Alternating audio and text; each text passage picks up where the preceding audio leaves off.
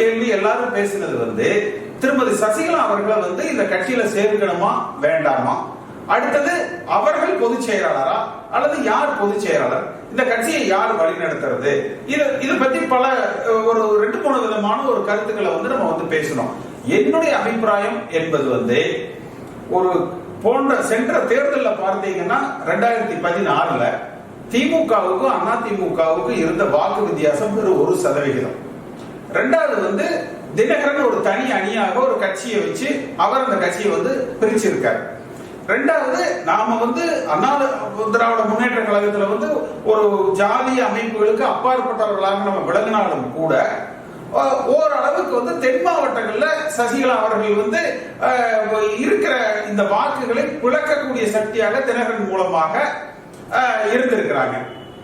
அப்ப வருகிற முறை நம்ம திரும்ப ஆட்சிக்கு வரணும்னா ஒன்று ஒரு தண்டனை பெற்ற குற்றவாளி. நான் சில பேர் என்னுடைய அந்த நேத்து நான் ஆதன்ல பேசியிருப்பேன், ஆதன் யூடியூப் சேனல்ல நான் நேத்து பேசியிருப்பேன்.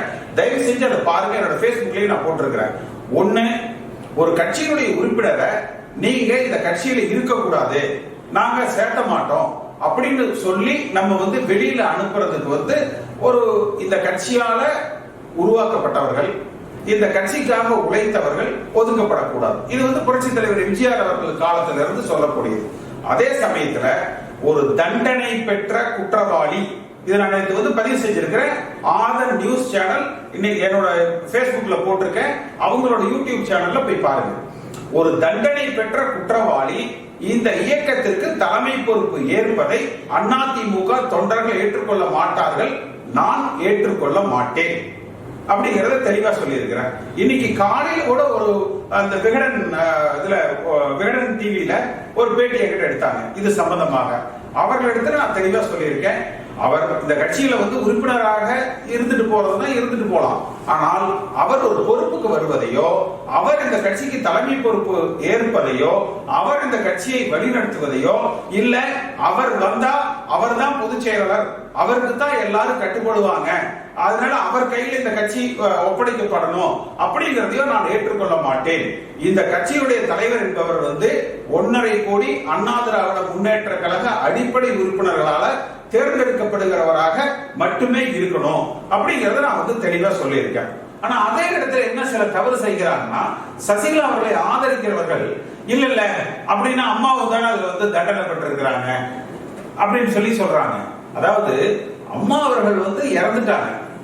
இந்த தண்டனை என்பது உச்ச நீதிமன்ற தீர்ப்பு வருகிற பொழுது உச்ச நீதிமன்றத்திலேயே அம்மா அவர்கள் நாங்கள் இந்த தீர்ப்பு இல்ல, அவர்கள் இறந்து விட்ட காரணத்தினால அவர் குறித்த அந்த தீர்ப்பை நாங்க எதுவும் சொல்லலன்னு சொல்றாங்க.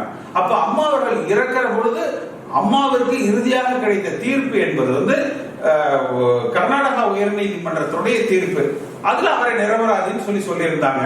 உச்ச நீதிமன்றத்துக்கு அந்த வழக்கு போற பொழுது அம்மா இல்ல, அப்ப சசிகலா அவர்கள் தான் அந்த வழக்குல தண்டிக்கப்பட்டிருக்கிறாங்க. அதனால சசிகலாவை சில பேர் தீவிரமாக ஆதரிக்கிறவங்க அந்த வாதத்தை நீங்க சொல்லி அம்மா அவர்களை களங்கப்படுத்தாதீர்கள் அப்படிங்கறது என்னுடைய ஒரு தாழ்மையான வேண்டுகோள்.